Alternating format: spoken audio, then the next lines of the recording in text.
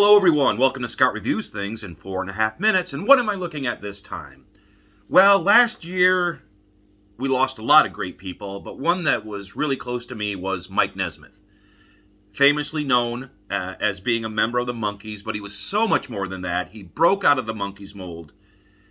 He wanted to make his own path in life, which is what he did. So I guess maybe, wearing the wool hat, in his memory. But what am I looking at? I'm going to look at his album, Mike Nesmith at the BBC Paris Theatre. Now, this is just the album right here. Very nice looking album. You get different pictures of Mike on the front and on the back. It's a very beautiful, beautiful looking album. Also, the album sleeve, you get another picture of Michael. And on the back, you get a nice article about the album and how it came to be. So just the outside of the album itself is very, very nice, very, very beautiful. I know a lot of people like to frame albums and album covers, put them on the wall. This would be a beautiful one to frame and put on your wall.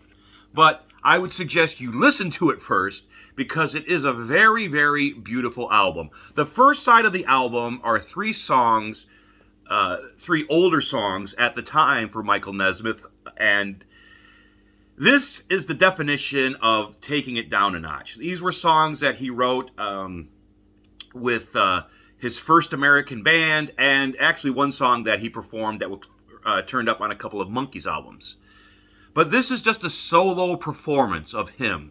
It's just him, an acoustic guitar, and his voice. It's beautiful. Mike Nesmith did not get enough credit for singing in the Monkees because the majority of the songs were sung by Mickey and Davy. Mike did sing some songs, but the majority were, Mickey and David. And Mike just has a beautiful, melodic, southern lilt voice, and it just works great. And as I said, it's just him and an acoustic guitar in London.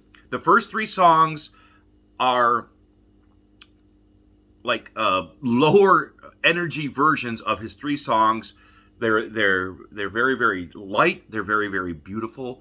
Then, after the third song, he starts talking about his new work at the time called The Prison, which is a book with a soundtrack. That's how he explains it. And for the remainder of the album, he does a little story about each song and how it interacts with the book. And then he plays the song and has a little interaction, and he plays the song. You can just tell by the audience is just eating it up. It was very, very different at the time. What this album is actually is, it's a combination of MTV Unplugged and VH1 Storytellers, all in one album. Mike brings it together. He tells us the story of what's happening in the album, then we get a little taste of the story and song in the album. He's also very funny. He cracks jokes. When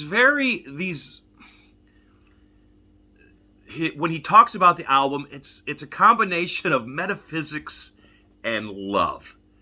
And he brings those together.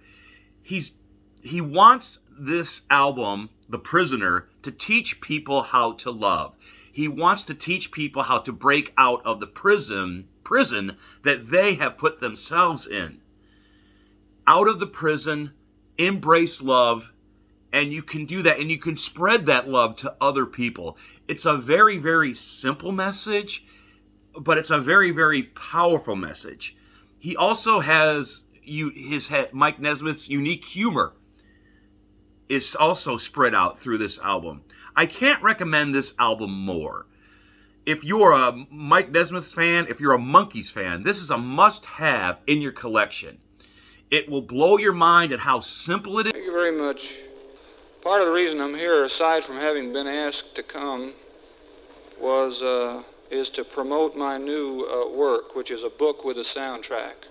I'm glad you asked. A book with a soundtrack is something that kind of fell into my lap here a while back, and it's very difficult for me to describe. When you sit down and you read a story,